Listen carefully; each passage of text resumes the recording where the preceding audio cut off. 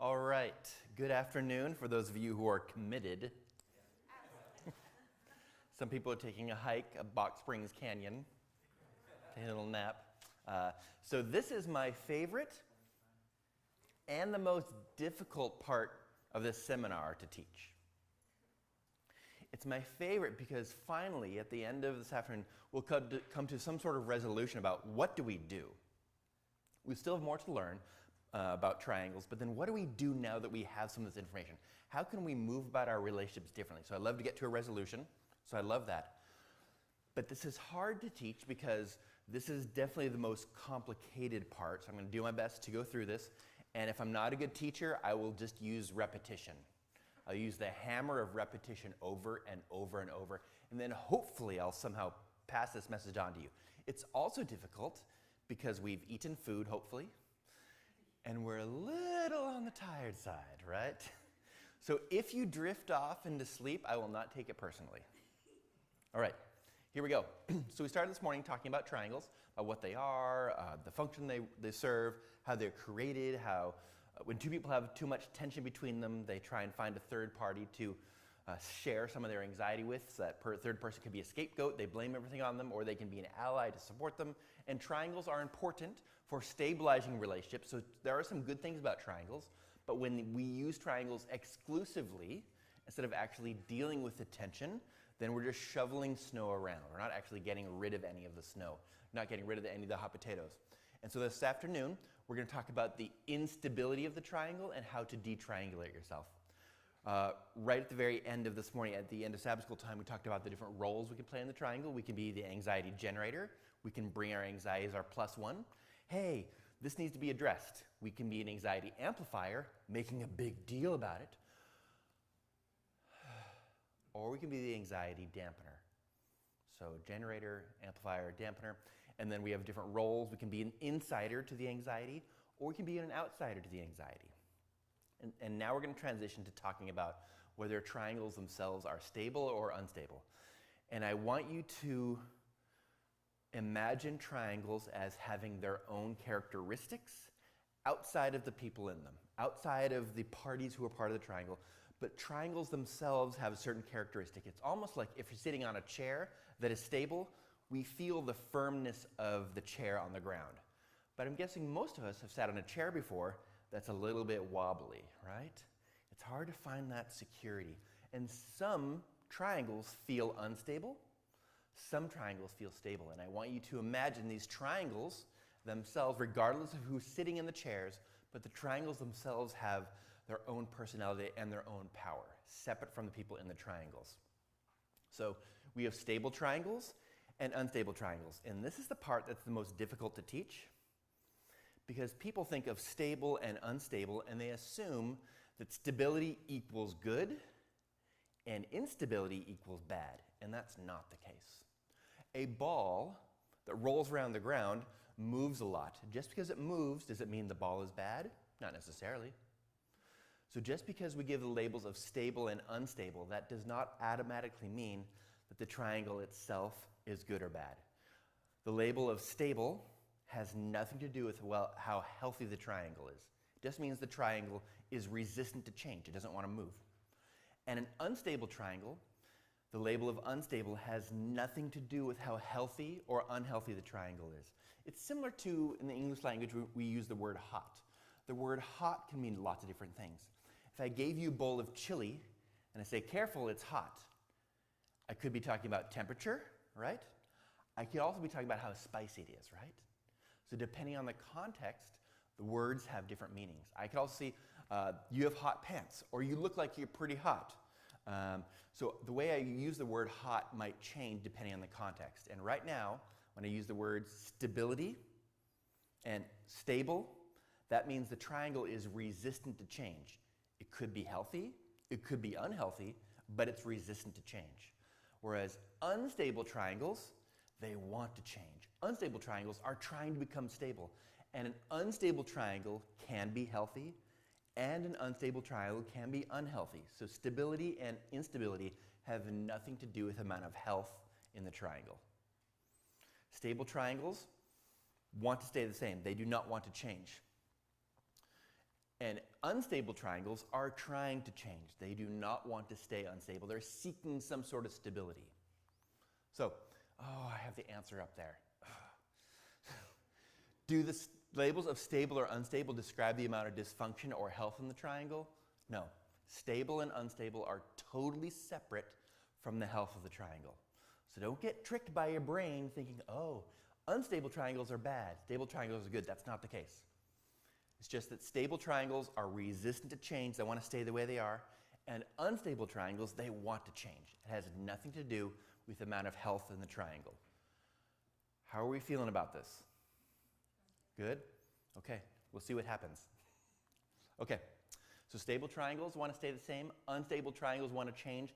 And stable and unstable labels have nothing to do with the amount of health or dysfunction in the triangle. They're totally separate from that. So there are two types of stable triangles. And we're going to spend the next hour doing this over and over and over. Here are the two types. On the top right, we have these three lines, all black lines. All three people are getting along. This is one sort of stable triangle. The one on the top right is also a stable triangle. We have two people getting along and they have a common enemy. Again, we'll spend an hour going over each of these, well, all together.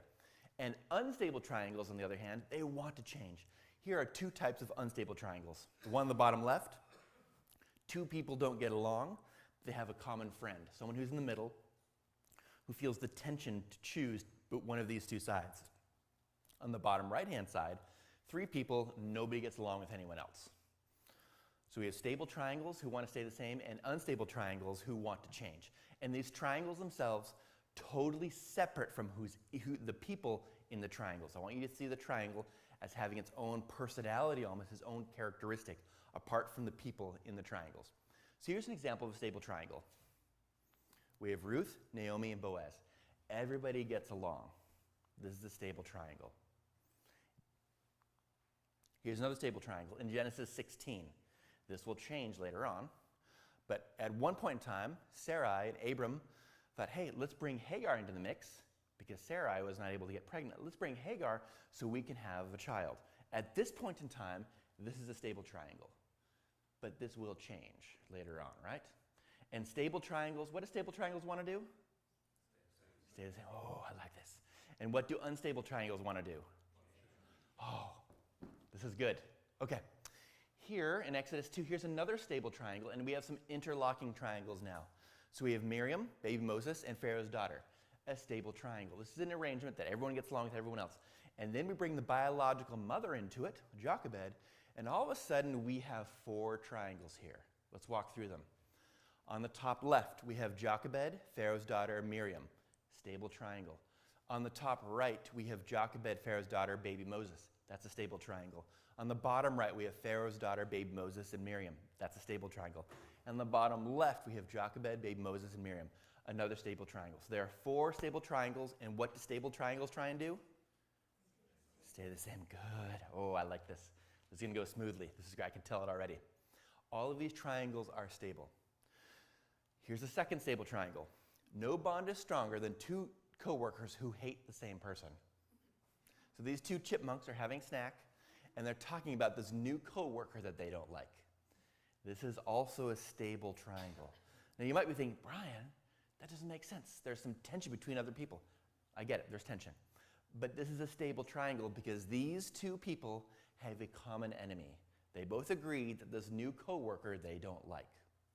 This makes it a stable triangle. Does the coworker who's on the outs enjoy it?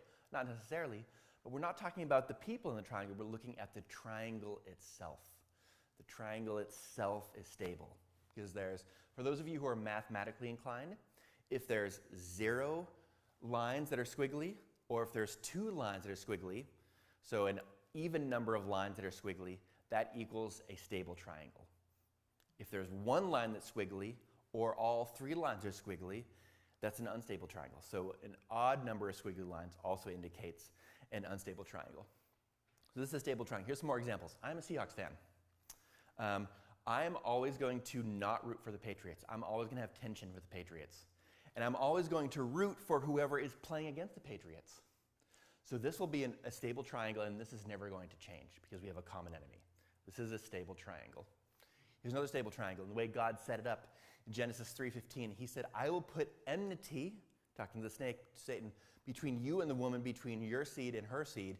The way God set this up, he set this up as a stable triangle where humanity and God were on the same side and they had a common enemy. The way the triangle is set up. So this is a stable triangle, which is trying to stay the same, but we know some people in this triangle want this to change, correct? Right? The people in the triangle might want something different from the triangle itself. In fact, the deceiver is trying to sow doubt. Are you sure God has your best interest in mind? Is he trying to keep something from you? He's trying to sow doubt between this relationship between God and humanity. So hopefully humanity might say, yeah, does God really have our best interest in mind? Maybe I should be able to choose my own path and do whatever I want to, regardless of the outcome, et cetera, et cetera. So maybe Satan is trying to change the triangle, but as God set it up, this triangle is stable and is resistant to change. Doesn't mean it can't change, but it is resistant to change, because this is a stable triangle. Here's another stable triangle. Oops. Okay, so this triangle 1, everyone gets along. Here's triangle 2 of a common enemy. Let's move on to the land of unstable triangle. Oh, I guess there's one more. So me, let's say my best friend, and up here, let's say there's something going on that is not good. It could be an addiction. It could be gambling. It could be watching too much TV. It could be too committed to work, workaholism, whatever it is, something up here that me and my friend agree is bad. It could be anything up here. This is also a stable triangle because my friend and I say, we're on the same page. This thing over here, we shouldn't do this. This is a stable triangle when we are all in agreement like this. All right. This is the most difficult triangle for Brian when he experiences it. When he is the person on the outside at the top with Y, this is difficult for me because X and Z are not getting along and I'm caught in the middle. And both X and Z want me to join their side really, really bad. This is a difficult triangle to be in. You have two friends who don't get along, but you're friends with both of them, and you just wish they'd be able to bury the hatchet and figure things out, be adults, work it out, so we could all hang out together. This is a difficult situation to be in. Maybe it's you and your partner and a teenager, and there's some conflict there. It's difficult for you to be in this situation because you're trying to maintain a good connection with both of these two people, but these two people are fighting like cats and dogs. This is a difficult, unstable triangle to be in. And unstable triangles want to, they want to change. The triangle itself wants to change. This is separate and distinct from what each person in the triangle might want. It's just a characteristic of the triangle, that's it. So here is what happens here. This starts out as a stable triangle, then it changes to an unstable triangle. So in Acts 15, originally, Paul and Barnabas and John Mark used to all do ministry. But there is some tension between Paul and John Mark.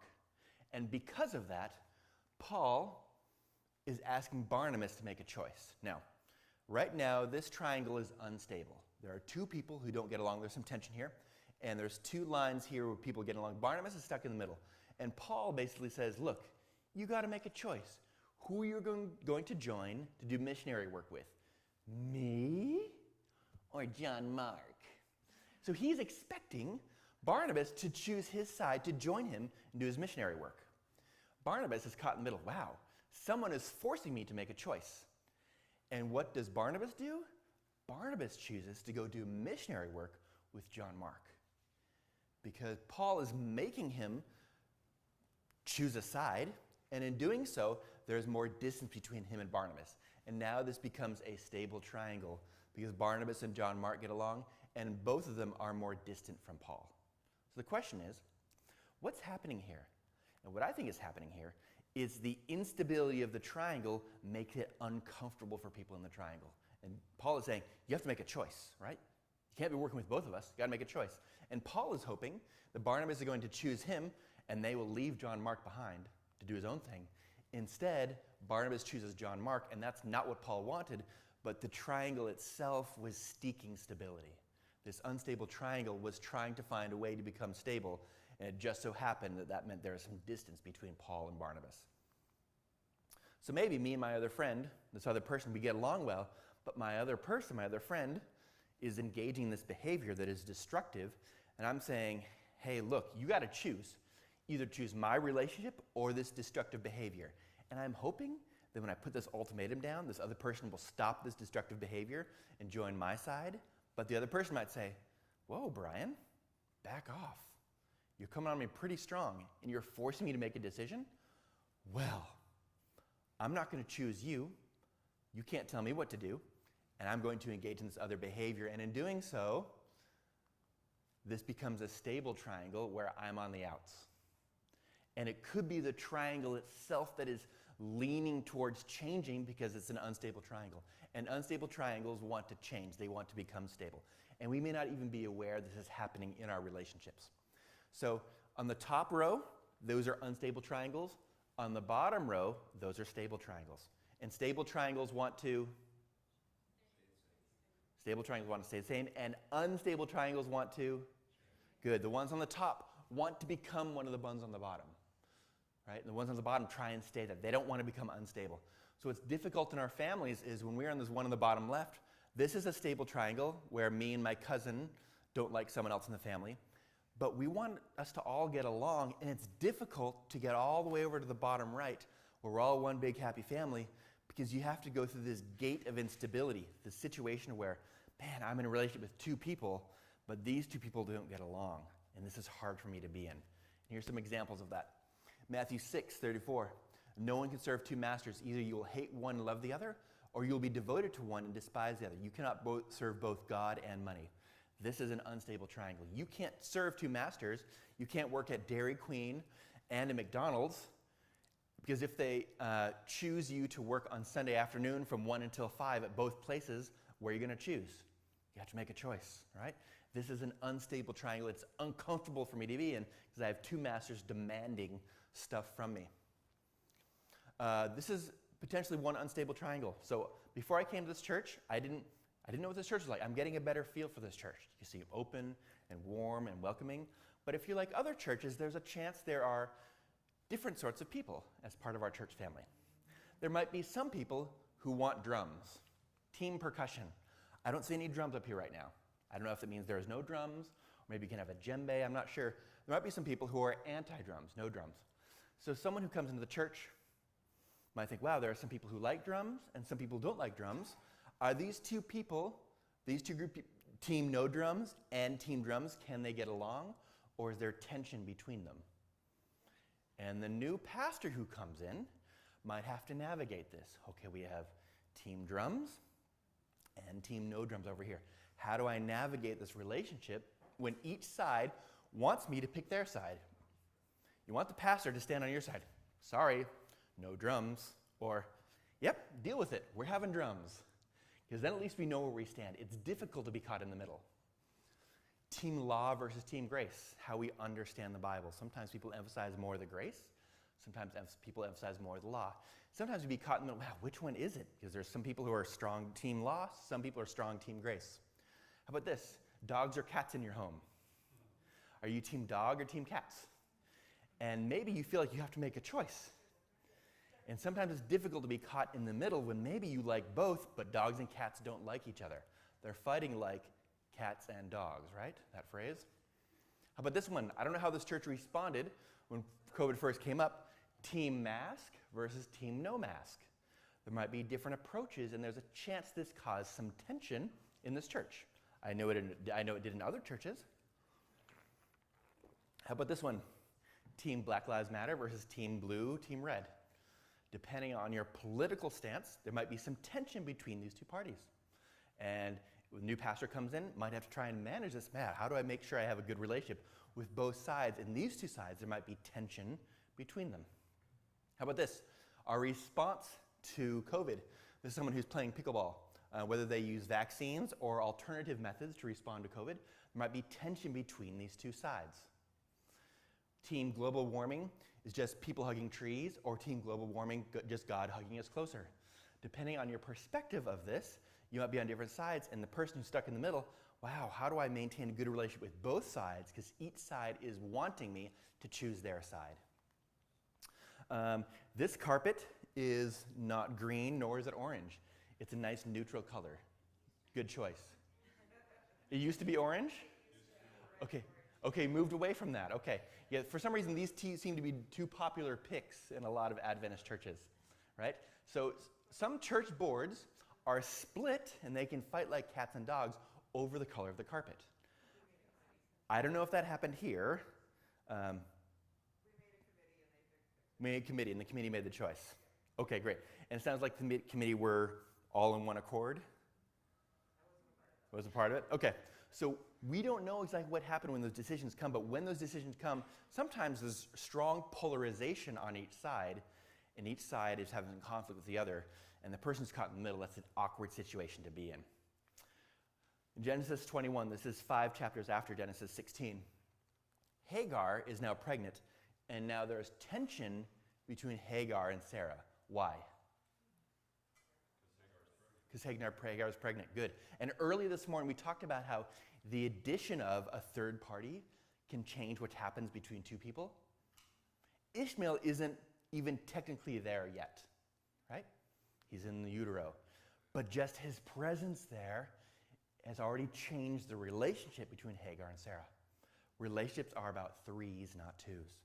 Let's look at this. Suddenly Hagar gives birth to Ishmael, and it's mentioned that Sarah is not even present at the birth of Ishmael. So we know there's tension between Hagar and Sarah, and between Sarah and Ishmael. Let's actually flip this, but let's just notice first there's an unstable triangle here. Abraham trying to maintain a relationship with Hagar and with Sarah. And Hagar and Ishmael assumably get along together, but they both have a common enemy, Sarah. So there's an unstable triangle and a stable triangle here. We're going to flip it on its side, like this, and we're going to add Isaac and Ishmael now, and we'll kind of see what's happening with the triangles in this family. So right now, this is an unstable triangle. We add Ishmael and Isaac. Let's add some of these relational lines. Ideally, Abraham is having a good relationship with Isaac and with Ishmael. If you were here with us last night, we talked about how Abraham is not a morning person, and the 3 times he got up in the morning in the Bible was to potentially see his sons at the last time, so his sons are very important to him. We know that Sarah, Isaac, and Abraham, they all get along. So this one on the right-hand side, is this a stable triangle or an unstable triangle? This is a stable triangle. And if you're not sure, you can use the handouts that we gave you, or you can try and learn through rote repetition. On the bottom, Hagar, Abraham, and Ishmael. Is this a stable triangle or an unstable triangle? Stable, good. This is a stable triangle. We know that there's tension between Ishmael and Isaac because Ishmael ends up Isaacing Isaac, teasing Isaac. There might be some tension there. We know that, so that would make Abraham, Isaac, and Ishmael an unstable triangle. We know that there is tension between Sarah and Ishmael. So Hagar, Sarah, and Ishmael, this triangle on the bottom left, this is a stable triangle because Hagar and Ishmael are together. They have a common enemy, Sarah. And Sarah, Isaac, and Ishmael, Sarah and Isaac are together. They have a common enemy, Ishmael. This is also a stable triangle. So this is a mess. Look at this. Look at this, fam. Look at the mess. Look at all these triangles. Some of them are stable. Some of them are unstable. Stable triangles want to stay the same. Unstable triangles want to change. What a mess. So what is Sarah's sweet solution? Boom, kick him out, right? Get rid of Hagar. Get rid of Ishmael. Oh, so much cleaner, right? So much better. And all that tension has evaporated off into the atmosphere, never to be seen again. Not true, right? The anxiety is still there. It's just latent. And we still experience the tension between these two sides of the families today. Just because people are kicked out to make things seem easier and simpler, more straightforward, doesn't necessarily solve the problem, right? Seems like it solves the immediate problem, but it does not get rid of the tension. That anxiety is still there, and it continues to grow and roll like a snowball effect down the generations. Because triangles are forever. We talked about that last night as well, or maybe it was this morning. So finally, our last unstable triangle. Nobody gets along with anyone else. So an example of this would be Laban, Leah, and Jacob. Jacob did not want to marry Leah, right? And Laban was using Leah for his own advantage, and there's tension between Jacob and Laban as well. So this is an unstable triangle, and unstable triangles want to change. Good. That means this triangle itself is seeking stability somehow. This is different from the people in the triangles, but the triangle itself is seeking stability. It wants to become stable. Again, if you're up here in the top left where there's unstable triangle, it's seeking stability, hoping that at least 2 people in the triangle will repair their leg of the triangle. Because triangles themselves have power, and the triangles have some influence about how we interact with other people in the triangle. We are not in charge of other people. We are barely in charge of ourselves on a good day, right? And sometimes the triangle itself is unstable, meaning it's seeking change. Or the other person is so stubborn they don't want to make any changes, but maybe it's because we are in a stable triangle somewhere, and the triangle that is stable is resistant to change.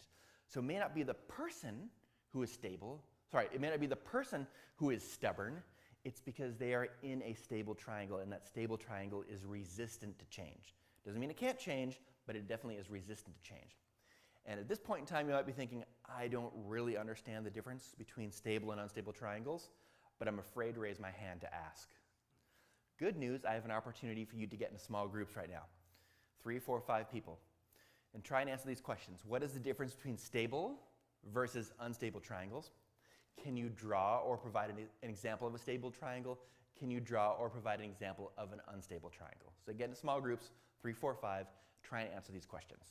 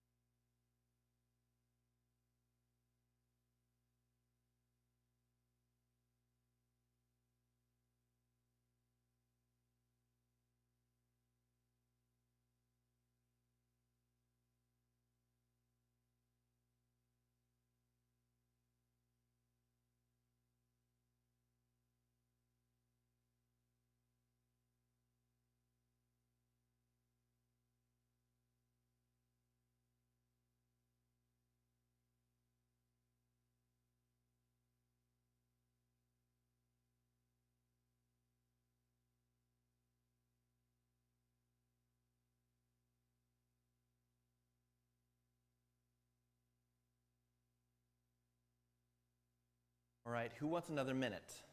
What groups want another minute? Oh, I see no hands, so we're going to move on.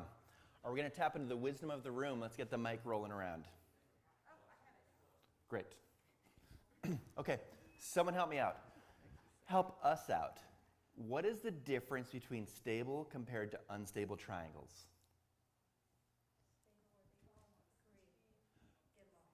Stable, one example of a stable triangle is when they all get along. Yeah, but what's the difference between the experience of a stable triangle versus the experience of an unstable triangle? Say it into the microphone so we can all hear it. I said the stable wants to resist change. Good. The stable is resistant to change. Yeah. And the unstable wants to become stable, wants Good. to change. And the unstable wants to become stable. That's right. Awesome. Good. Someone provide an example. Oh, there's another hand back here of a stable triangle. Is that what we're responding to, or another answer to the first one? So before you get into this, you need to define how unstable. You know, in California there, if you have a 6.3 Richter earthquake, it's not so bad. If you have a 7.9, it destroys everything. So when you say stable or unstable, that's basically a moot point until you define how unstable. Okay, good. So these labels of stable and unstable are not talking about the intensity. It's talking about the state of being stable or unstable. If I know I'm in a stable state, I know I'm resistant to change. If I'm in a stable triangle, I know automatically this triangle will be resistant to change. If I am in an unstable triangle, then my unstable triangle will be trying to change itself. Again, separate from the parties who are in the triangle. The triangle itself is seeking stability. That's the first thing we need to recognize. Now, some triangles might be on the very edge, the cusp of becoming stable, just like some triangles that are stable might actually, with a little push from some people in the triangles, might tip the triangle over to being unstable. I just want to make sure we're understanding the difference between instability and stability and noticing how that could potentially affect the way people respond and interact with one another.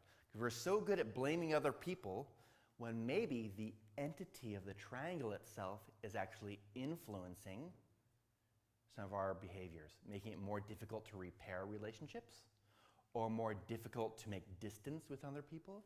So the triangles, we can see the triangles themselves as influencing our relationships. We have a much better understanding of what's happening in certain relationships and why they're so tricky for us.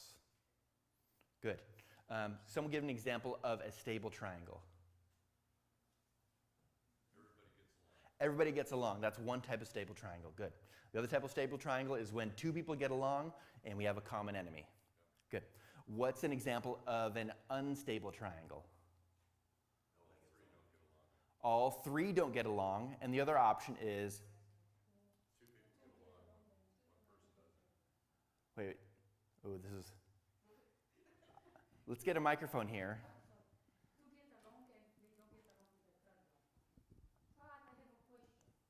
Okay. This triangle thing is kind of an abstract thing.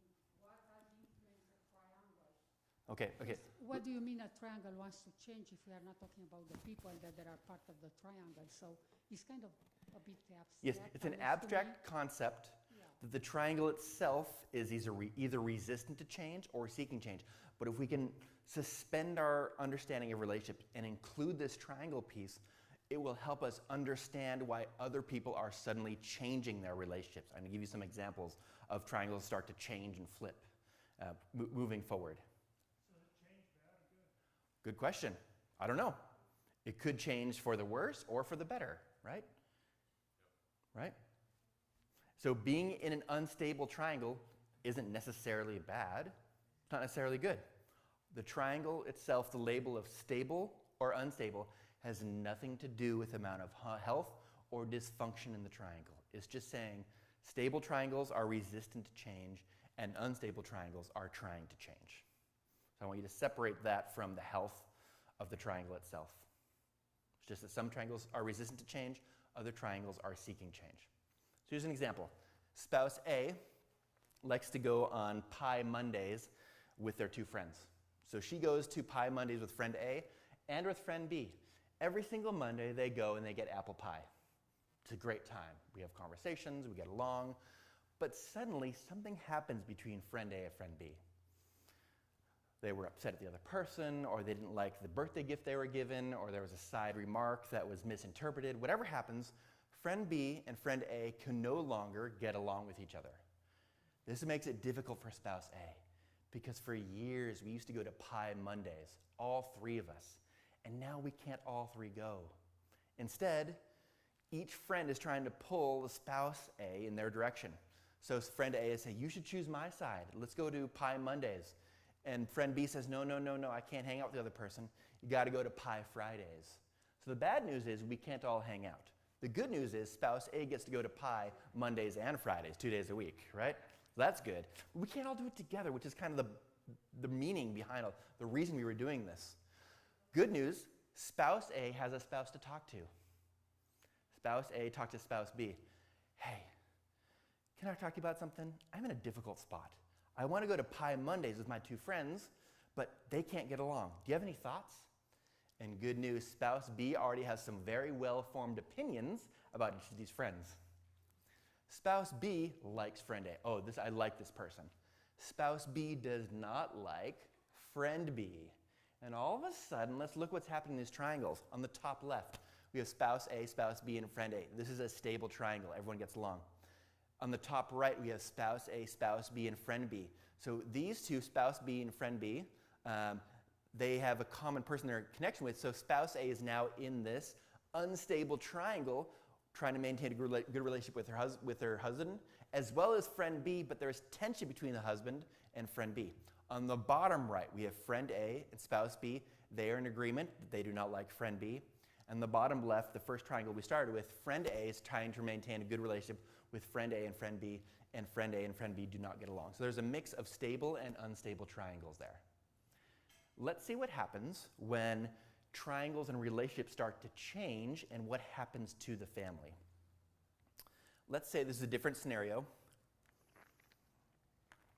Two spouses experiencing some tension in their relationship.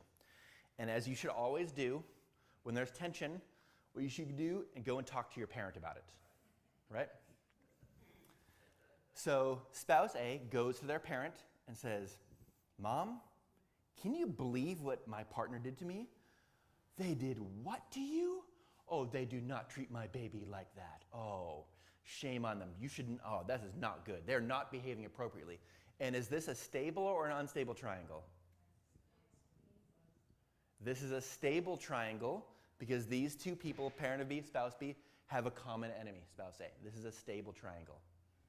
Luckily, spouse A also has their parent they have access to. Well, if you talk to your parent, I'm going to talk to my parent. So spouse A talks to their parent and says, do you know what spouse B did to me? They did what? That's not fair. That's not very nice. They shouldn't be doing that. I'm sorry they're treating you that way. That's just not fair. I wish I could give them a piece of my mind. On the bottom left, is this a stable triangle or an unstable triangle? Good, stable triangle. These two on the left, parent of A, spouse A, are an alliance, and they have a common enemy, spouse B. And the best news is parent of A and parent of B are Facebook friends. So they get to chirp online and make comments to each other about how their offspring are treating their own offspring. So we have 4 triangles here. On the top left, we have parent of A, spouse A, parent of B. This is a stable triangle. Parent of A, parent of B, spouse B. On the top right, that's another stable triangle. On the bottom right, we have parent of B, spouse A. Also a stable triangle. On the very bottom left, we have parent of A, spouse B, also stable triangle. So there's all stable triangles, and stable triangles are resistant to change. And notice how the tension is divided along family lines. Do you see that? Doesn't mean it can't change, it's just resistant to change. Didn't you say there are 3 wiggly lines that are unstable? If there's 0 or 2 wiggly lines, it's a stable triangle. So parent of A is parent of B.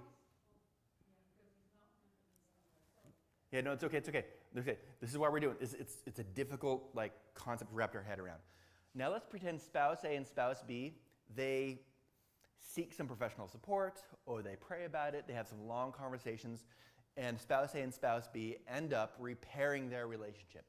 When they repair their relationship, it's going to automatically change to triangles because everything's stable right now. But when these two repair their relationship, all of a sudden, the triangles that share the bottom line are changed, right? So on the bottom right, we have spouse A with tension to parent B, but spouse B is trying to maintain a good relationship with their spouse as well as their parent, even though there's tension between them. On the bottom left, same thing. I'm trying to maintain a good relationship with my partner as well as my parent, but there's tension between my parent and my partner. And so what happens is the holidays are coming around. And so spouse B says, look, Mom, we repaired our relationship. You need to get on board with this. If you're going to come visit us for Thanksgiving, I want you to be on your best behavior. Well, I don't know if I can do that knowing how they treated you. Look, Mom, you're welcome to come if you can be on your best behavior. I don't know if I can do that. You know what? You're making a big stink about this. You know what? Maybe you are not invited to Thanksgiving after all. Now, the question is, was it spouse B making that decision on their own, or were they potentially influenced because they were stuck in the middle of an unstable triangle? And they felt like they had to make a choice. I had to choose my parent or my partner. And how do I not choose my partner after we just repaired this? So I think it feels a little bit more comfortable for me to know where I stand and have some tension between me and my parents. So all of a sudden, this triangle on the bottom right has become a stable triangle. Both spouses have a common enemy, parent of B. On the other side, spouse A says to their parent, you know what, you can come for Christmas, but you need to be on your best behavior because I've repaired my relationship with my spouse, so if you're going to come, you need to be respectful of them. And the parent of A says, you know what, you're right. It's your relationship. It's none of my business. If you're on good terms with them, then I'm on good terms with them. So all of a sudden, parent of A has a better relationship with spouse B, and now all of these triangles are stable again. They were all stable, then there was some instability, and these triangles are going to seek stability. And now look what's happening. On the bottom left, that's a stable triangle. Everyone gets along. On the top left, the common enemy is parent of B. On the top right, the common enemy is parent of B. And the bottom right, the common enemy is parent of B. And parent of B is really upset. Why is everyone mad at me? Right? What happened here? I was trying to help. I was trying to lend an ear, supportive, and now everyone's mad at me and I can't come for Thanksgiving or Christmas. What happened here? What happened was they got involved, triangles started shifting, and now it's so baffling why everyone is mad at them, right? Part of that might be due because some triangles were stable, then became unstable, and those unstable triangles were seeking stability, and they just so happened to seek stability in such a way the parent of B is on the out and outs. What could parent of B done in the first place to avoid all this? To reconcile. What? Reconcile. Reconcile? Okay. By accident. Dampen the anxiety? Yeah. Not taking sides. Yes. Parent of B would never be in this situation if at the very beginning, if their offspring didn't come to them, hey, Mom, can we talk about this? My partner is upset. They cheated this and this to me. Whoa, whoa, whoa.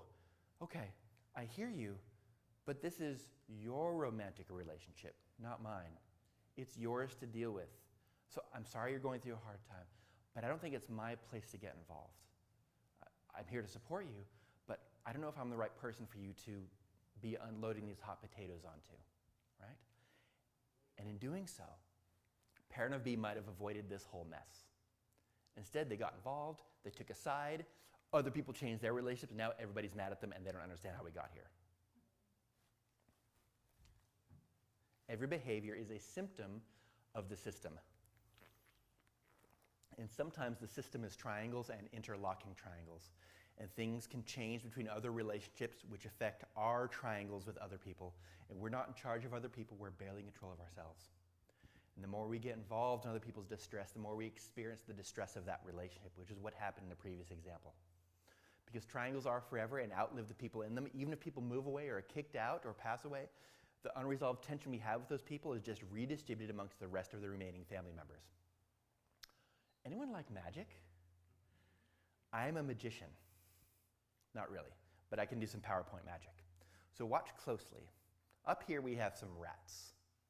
We have rats in a hat, right? See what goes on. Let's notice, where do these rats go? In the hat. Good. How about this one? Watch carefully. All right, where did the rats go?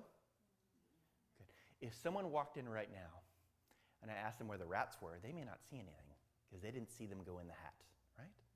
But we know the rats are in the hat. All right, where the rats go? Inside the hat. But someone who's just coming in who didn't see the rats go in the hat may not know that there are rats in the hat to begin with. Look at this scenario. There are some people with hats on the top left and the bottom right. There's a family over here in the bottom left, and there's an individual on the top right who don't have hats. Some people have hats, some people don't. Let's watch the rats to see where they go. Okay, those rats go into this person's hat, which means they can now, the rats are out of the way. We can have a good relationship. There's more rats here. We got to get rid of some of these rats. It cleared the pathway for the people on the left. Now we can have a good relationship. There's still some rats here. We got to get rid of these rats. So someone has to take these rats into their hats. Okay, the rats are gone. Now we can all get along because the rats have disappeared. Is that right? We don't see them. We don't see the rats. So it seems like they're gone. But perhaps some people are stuffing rats in their hats. Brian, where are you going with this? I promise I'll get there. I promise I will get there. So, sometimes in our relationships, we are putting rats into our hats because it's hard to get along with someone when there's unresolved tension.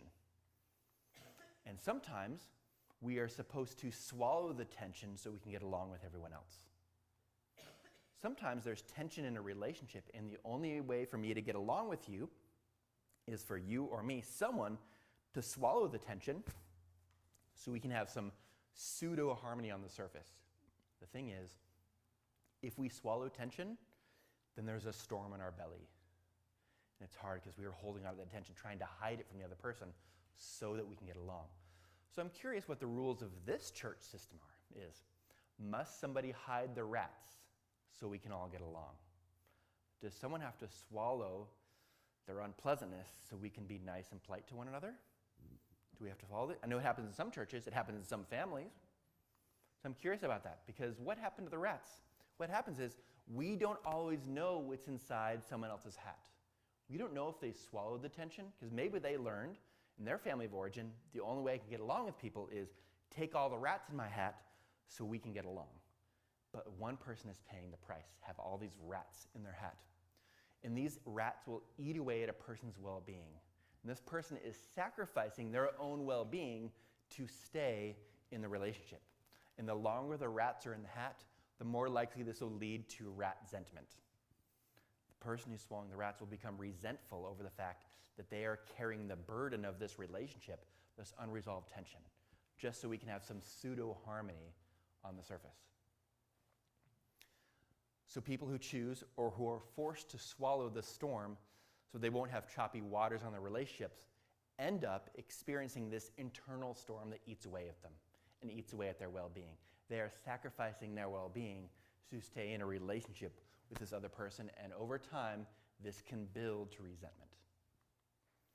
Oftentimes, there's some sort of violated value that's at stake that has not been addressed or repaired, and this will lead to tension in the relationship. And sometimes these violated values don't happen on purpose. It's not always like someone is trying to maliciously hurt the other person. Sometimes it's on accident, inadvertently, or they didn't even realize they were hurting the other person by doing this. But we feel like, okay, well, I want to maintain a good relationship with the other person, so I have to swallow that tension so there's pseudo-harmony, but I'm the one who's paying the price.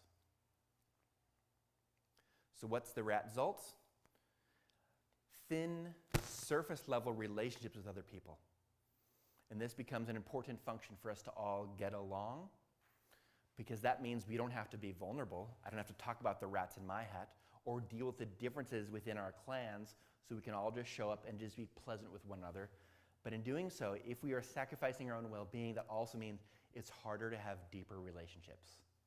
Because if we had deeper relationships, then I would have to take off my hat and let you know, actually there's some rats in my hat that I haven't told you about. And all of a sudden, I'm getting some goosebumps. This is a precarious situation because I have to be vulnerable with you and let you know that you hurt me. And now, what's going to happen if I tell you hurt me? Are you going to get defensive?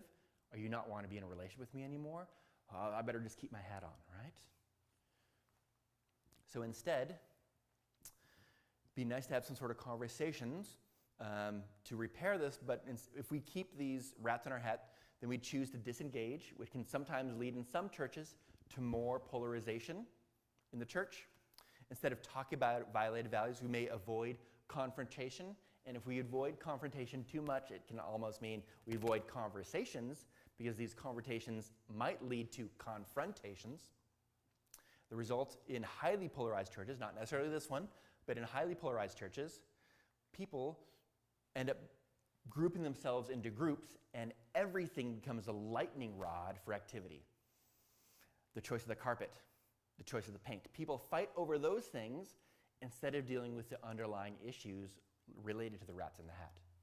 When I work with couples and they come into the they come into the therapy room and we're talking, they can fight like cats and dogs over things like whose job it was to vacuum the carpet, or someone else didn't mow the lawn correctly, or someone didn't make supper right.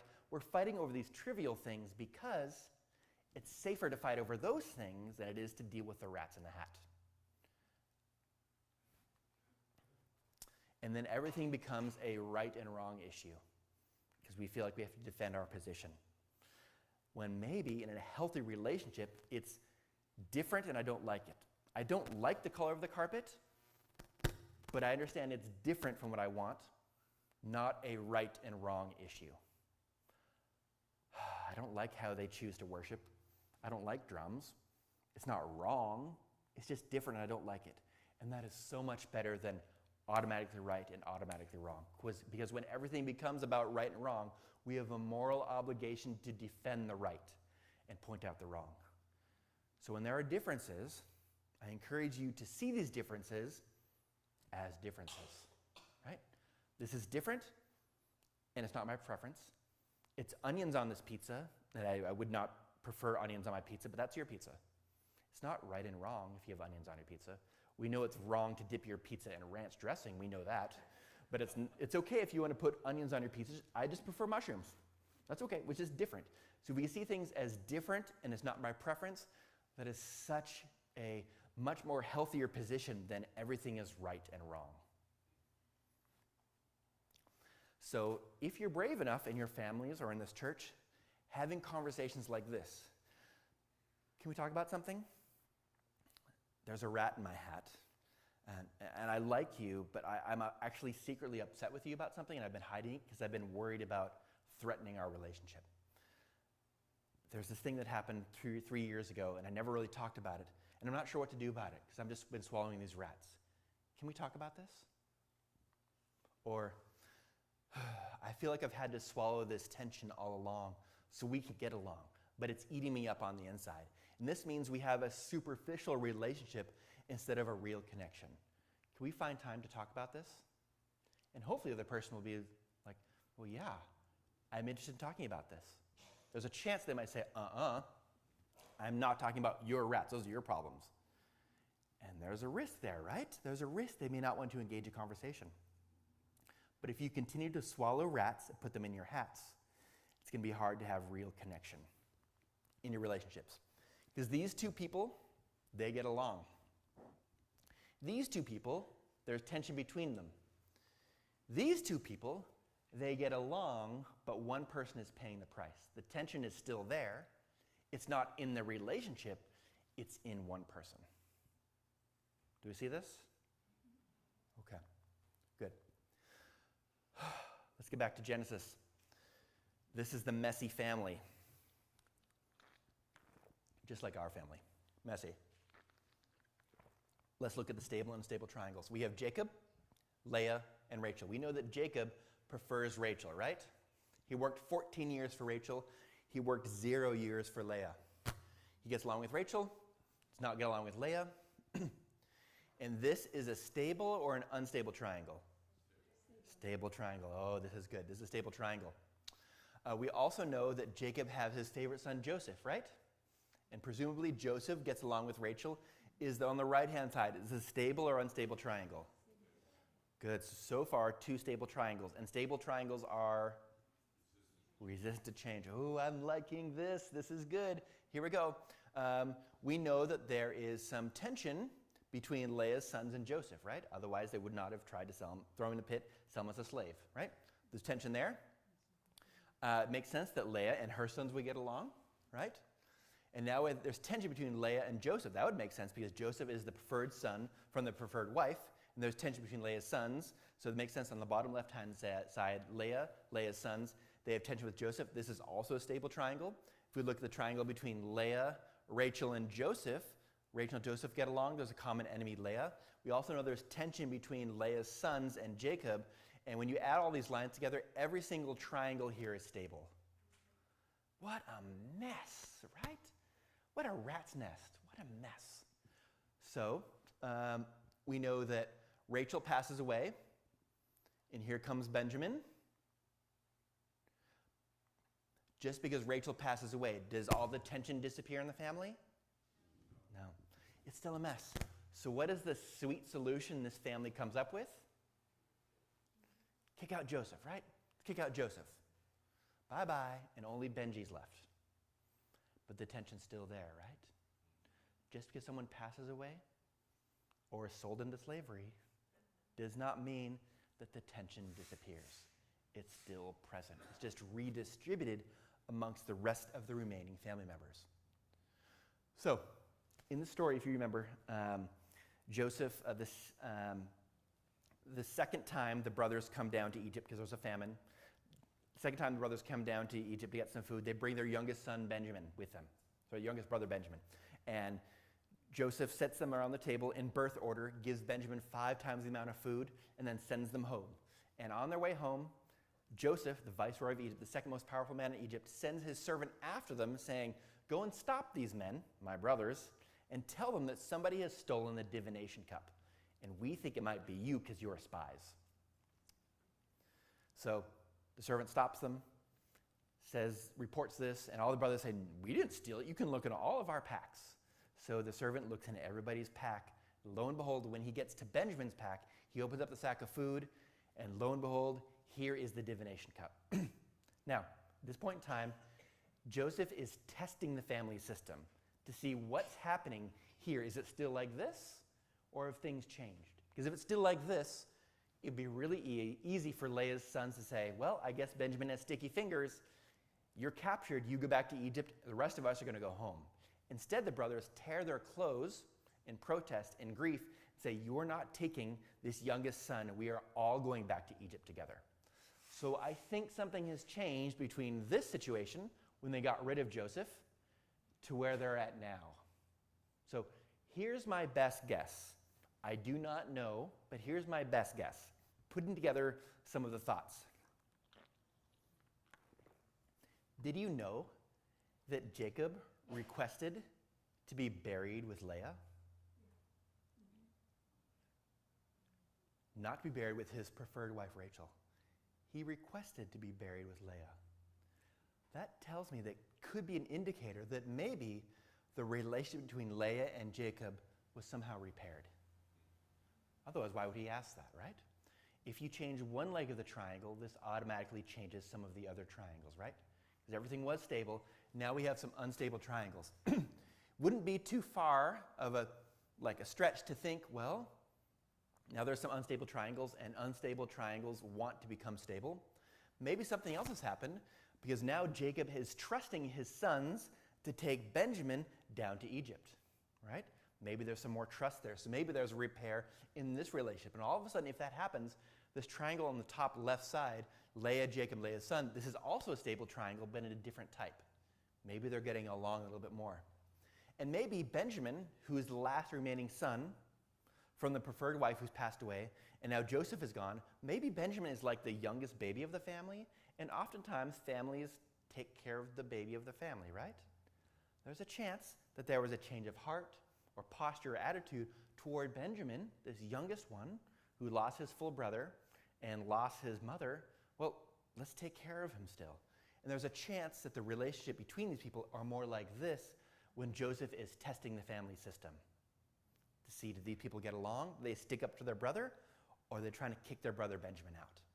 So I suspect this sort of thing might be happening, and this is what Joseph is testing, because he wants to know what's happening in this family right now. I can't ask about it, but it's something we should be interested in. All right, I've talked for an hour and a half. I have about 15 minutes left, but I want to make sure your brains can handle it. So let's take like a 7 or 8 just walking around break and come back at 3:10. Is that all right? Just kind of move around, get some water, come back at 3:10, and we'll provide some sort of resolution. What can we do now that we know all about these triangles? What are some things we can do differently?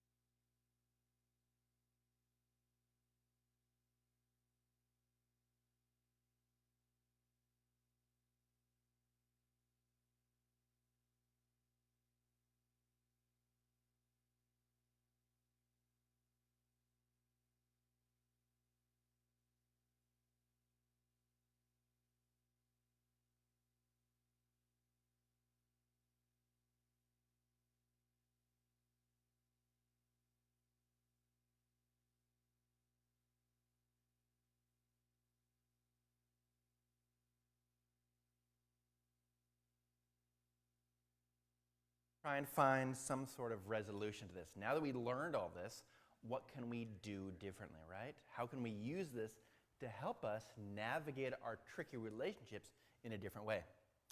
The first thing is to recognize we cannot completely avoid being in triangles. We will always be in triangles. But we can change the way that we participate in these triangles. We can change the way we move about in these triangles. We can't avoid them, but we can change the way that we respond to them and recognize it when they are there. So let's reflect a little bit upon this.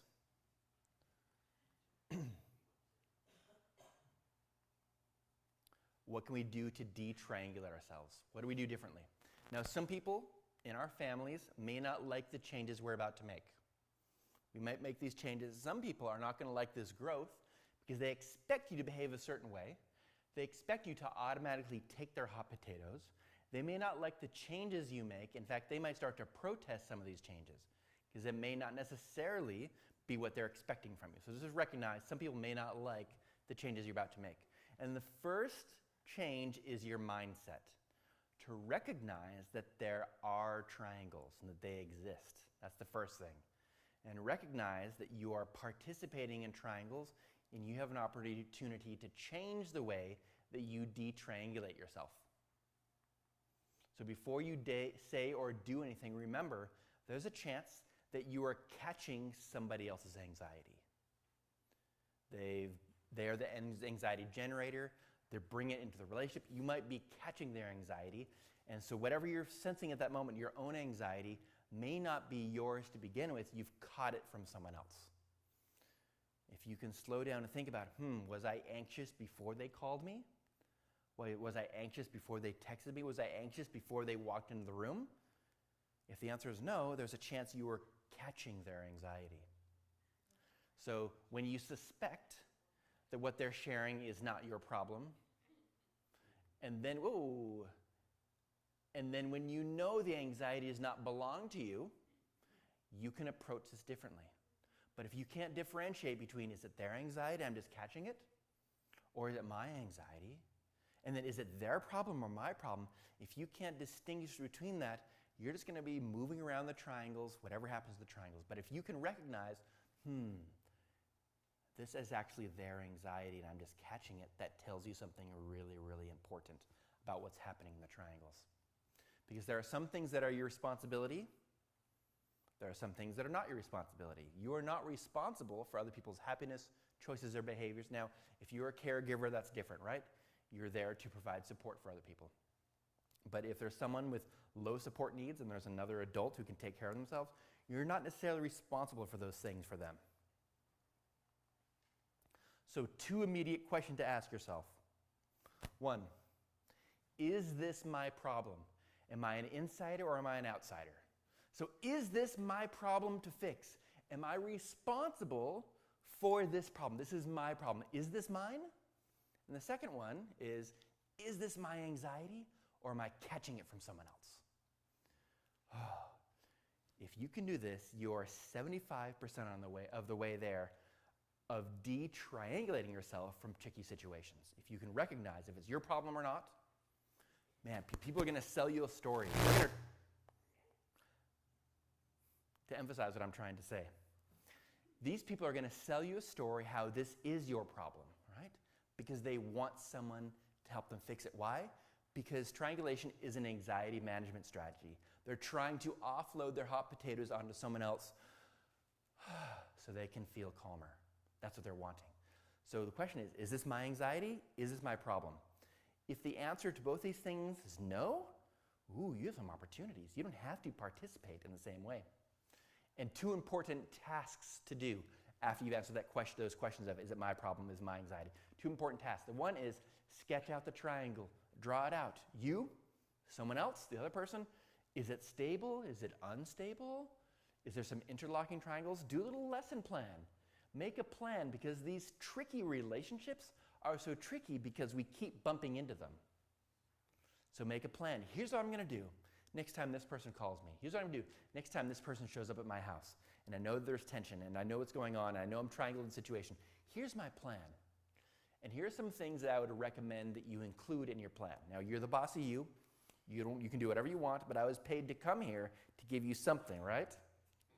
So I'm going to share something. Here's what I would include in this lesson plan. 1, making sure you know that when you set boundaries, it does not mean you are a cold-hearted robot. You're allowed to have boundaries in the relationship because boundaries allow you to love yourself and other people at the same time. So boundaries are important. It does not mean you're cold and unloving to have some boundaries. So here's what I would recommend, part of your mindset. 1, move to the outside position. Tell yourself, oh, I know what's happening here. They're trying to rope me into their problem, so I'll fix the problem for them. But I'm an outsider here. I'm not going to get caught up in this. I know what's happening here. They want some help, which makes sense. But are they capable of doing this themselves? If so, I might actually be doing them a disservice if I jump in to rescue them, especially if this is a well-trodden pattern, right? So without judgment, not taking sides, just recognize that you are on the outside and it's their problem to deal with, which means you can support them in different ways. You want to be an anxiety dampener. When they come to you with challenges, instead of amplifying the anxiety, okay, I hear you. I hear what you're saying. You can be an anxiety dampener. Because ultimately, people are wanting to feel calmer. That's why that's why they are triangulating you into their situation. So be an anxiety dampener, and then also recognize where you are located in this triangle. All of a sudden, you have a new perspective of what is happening. It's their problem. They're bringing it to me. I'm catching their anxiety, but instead of amplifying it, I'm going to purposefully be an anxiety dampener, and I can support them in a different way. So here's the key to all of this. After you understand all about triangles, here's what you can say and do to navigate these triangles differently. From a neutral, supportive, yet encouraging situation, you will say things like this to them. Wow, that's hard. So what are you going to do about it? What do you think needs to happen next? You're going to say you. You. A lot of yous. You can support them, but you're sending the subtle message that this is your problem, and you believe that you can figure out a way to work around this. What is the first step? You help them to calm down, to slow down. Okay. Wow, this is hard. Okay. What have you tried so far? Again, what have you done? You're using second person singular, second person plural, this you language. You might say things like, wow, this is hard, but I also know that you're resourceful, right? And I bet you'll find a creative way to work through this. What do you think is the first step? So you can provide a sounding board, but you are empowering them to use the skills they have to try and work through this problem. You're not going to jump in to rescue them. I'm here to support. Well, I know that you're capable of taking a course of action which will ultimately be in your best interest. What do you think that might look like? Again, you. You're here to support. You're not here to take over. I'm sorry you're in this difficult situation. Relationships are tough. But I'm confident that both of you can come to some sort of resolution. What do you think you need to get there? Again, a lot of this you language. Why? You don't want to take the hot potato from them. You want to make sure that their hot potato, it's almost like they come to you with their hot potatoes, and in your mind's eye, you have this receptacle. And they're coming to you with all their tension, their anxiety, trying to offload it onto you. And it's almost like your hands are here, and whatever they say bounces off your hands into the receptacle. Oh, this is hard. Boop. What are you going to do with this? What should we do? I don't know. That's why I came to you, Brian. You're the expert. Okay, yeah, this is hard. I'm glad you came to me. Okay, so what have you tried so far? Boop. I don't know. I haven't tried anything. That's why I came to you first. Okay, all right. Okay, so I'm hearing this is hard for you. This is difficult. All right. What do you think the first step might be? Well, I could try this. Okay, that could be an option. I could try this. Okay, so those are 2 ideas. Which of those do you think might be best? Well, I'm not sure. Well, let's think about it. What do you think would be best? And you're giving them an opportunity to slowly work through this. When someone's stressed and upset, we know they aren't thinking clearly, right? We know that. We have phrases in the English language like, calm down, get a hold of yourself, you're acting crazy. Because we know when people are upset, they're not thinking straight, right? You can be a calming presence, provide supportive emotional support. So what are you going to do about it? And so when you're done, you don't have to take this home with you. This is theirs to take home. Instead, if you say, okay, I know what to do. Here's the solution. You have to try this. And they go home and it doesn't work, they're going to come right back to you, upset. Or, that didn't work. Give me another one. Give me another one. How about you try that? How about you try this? They go and they try it. Brian, didn't work either. And all of a sudden, we're in this relationship where I'm trying to jump in to save them, and I have not given them an opportunity to use their creative mental faculties to solve their own problem, which is actually what I want to do. Will I support people in certain situations? Absolutely. But is this a repeated pattern over and over and over where they're not learning how to tie their own shoes when I know they are capable of it? It's just hard. I don't want to jump in and rescue them and rob them of the opportunity to learn how to solve this themselves. Because hopefully, I will be training them. We train people all the time in our relationship. I'm training them, so eventually they'll pick up the phone to call Brian, and when they're about to call me, they'll say, wait a second. Brian's just going to say, what are you going to do about it? What would I do about it? You know what, I might try this. I don't know if I need to call Brian. Let me just try this. The next time they call me, Brian, guess what? I tried this, and it didn't work completely, but it's better than it was in the past. I just want to let you know. Thanks, bye. So they get to report how they've developed some mastery instead of how they need me to come in and rescue them. It's a very different relationship. All of a sudden, they don't come to my house with hot potatoes to offload on my front porch. So all of a sudden, we start to have a different relationship. I don't need to rescue people from their hot potatoes. And if you're able to de-triangulate yourself, then you're able to be more aware of the push and pull of the group because you're not involved, you're not responsible for the tension between two people. Because remember before we talked about the more you become responsible for repairing the tension between two people, the more you experience the distress of that relationship. You're not gathering, you're not catching as much anxiety from other people. And you can intentionally act in accordance with your values. So you resist getting pulled into the triangle. You don't react to that anxiety. Instead, you're responding in accordance with your own values instead of getting caught up in the storm of their anxiety that they're trying to offload onto somebody. So you can be more curious about what's actually happening here. Why are these people having such a tough time? And there's a chance that if this person keeps coming back to you over and over and over, you can say things like, wow, this is time number 26 you've come to me. This seems to be a pattern. Are you seeing this pattern? Okay, this seems to be a well-trodden pattern. What do you think we can do to change this? And I'm using the we language, but I mean you. Right? How can we work together? Really, how are you going to do something different? But I don't want them to feel like I'm not going to support them, because I can't support them. But if this is a well-trodden pattern, I might need to say, well, have you considered seeking some professional help? Because we've done this over and over and over, and we're just running in circles, right? Have you thought about that? What can I do to support you? What would be the first step in you taking that direction to pursue some help? Because I don't know if I'm helping enough. I don't know if I'm the right support that you need right now. Again, you do not have to take their hot potatoes. You have a choice in the matter. Disclaimer, I think there are some good things about triangles.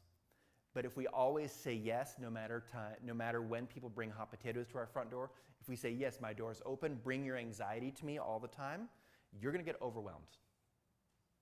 We are not God. God says we bring our burdens to him all the time, right? Because he can handle it. Brian cannot, right? We need to make sure we are taking care of ourselves as well. And you do not have to be on call for other people. You do not have to be on call whenever they need help. And your calm unwillingness to get roped into their triangle will model a new and better way of managing anxiety in relationships for the system. You will show them, hey, I believe people can take care of their own stuff. So, small groups. What can we do? So, groups of 3, 4, 5, 6 people. What can I do to de-triangulate myself from a challenging triangle? And how could the ability to de-triangulate myself help my family or help my church? Try to answer those questions. What are some things I can do to de-triangulate myself?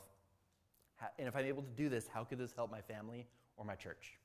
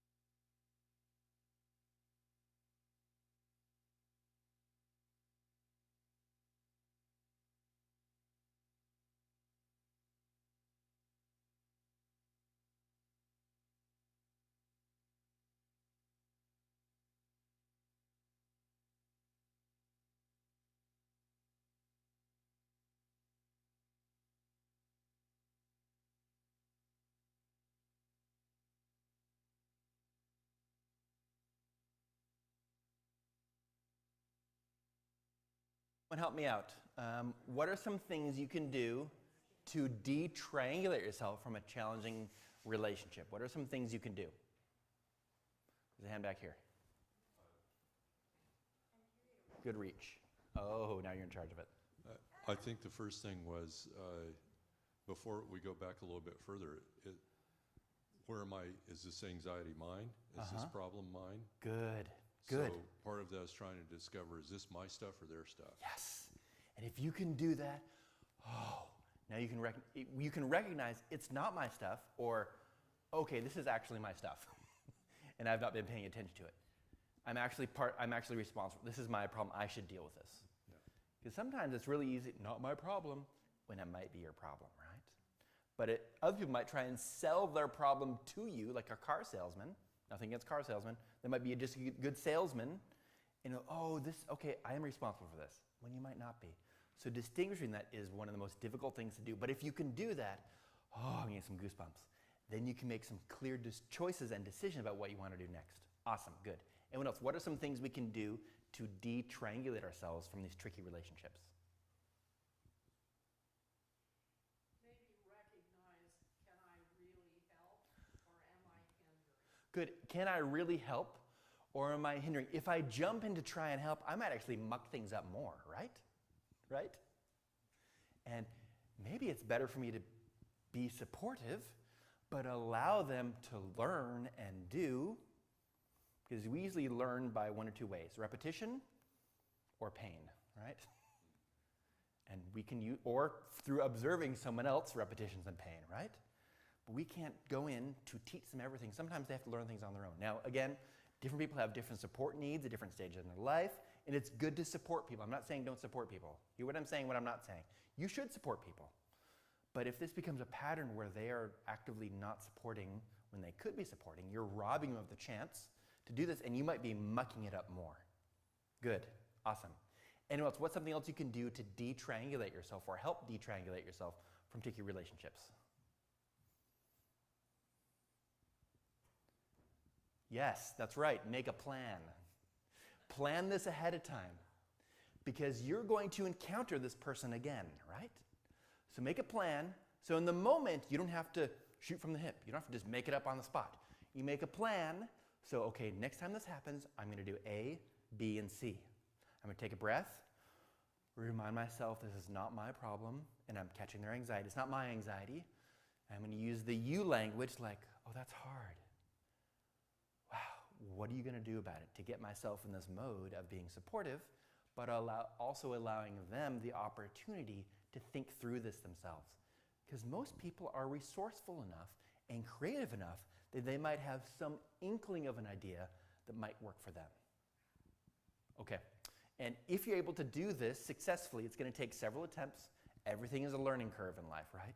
But the more you do this, how could this help yourself and your church and your family? How could this change the social landscape that you move around in?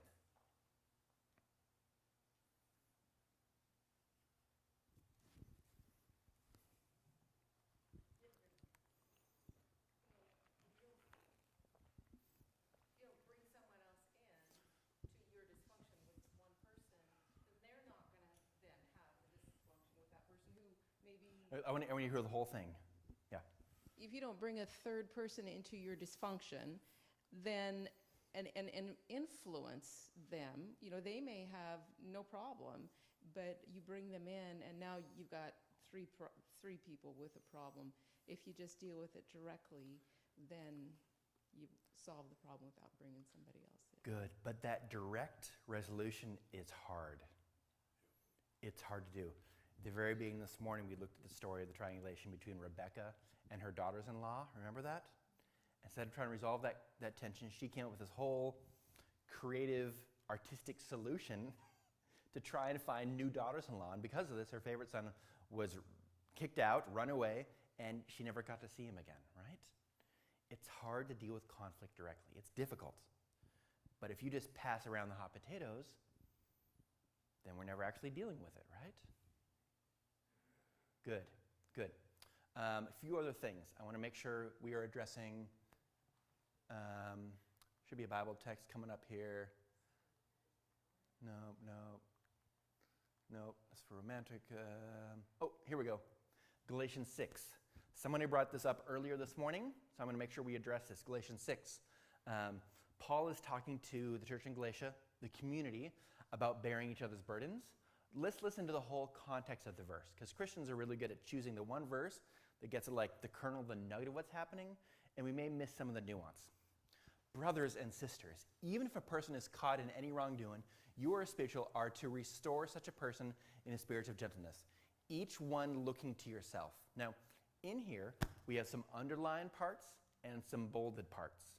The bolded parts are talking about responsibility to community. The underlined parts are about responsibility to yourself, because Paul recognizes there is a tension between caring for yourself and caring for others. Both are necessary. To restore such a person in the spirit of gentleness, each one looking to yourself, so that you are not tempted as well, so you don't get involved in their distress and get roped into what's happening. Bear one another's burdens and thereby fulfill the law of Christ. This is the verse we'd like to quote. We should be bearing each other's burdens. But see what he says next. For if anyone thinks that he is something when he is nothing, he deceives himself. But each one must examine his own work, and then he will have reason for boasting, but to himself alone and not to another. For each one will bear his own load. So Paul says you should bear each other's burdens. Oh, and also each person should bear their own load. There's a tension between these two. In fact, there are 3 underlined portions about bearing your own load, and there are 2 bolded portions about bearing other people's burdens. So Paul is aware of this tension. You need to bear your own burdens, carry your own load, and support other people to carry their load. Both are appropriate, right? But if we're spending all of our time carrying other people's burdens, there's a chance we don't have enough emotional capacity left to bear our own load. And that's the tension we experience. Okay, final thing I wanted to show you, the final comic, and then we'll be done. We'll have, on the top left, it says, I finally found it. After 15 years, I've been hunting for this treasure. The scroll of truth. And you open up the scroll of truth and it says, you're catching their anxiety if you're solving their problem. Ugh, I don't like it. If you find yourself solving their problem, it's because you've already caught their anxiety. Okay.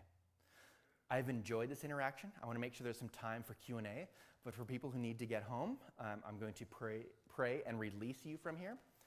If you're interested, on the back of your handouts, there's a QR code if you want to give feedback about the seminar. I do look at this, and if there's a pattern, if there's some sort of pattern of feedback I'm receiving, I tweak and change my seminar. So I'm interested in your real feedback. Let's pray, and then you can stay around for questions, or you can go home. Dear God, we don't always know what to do.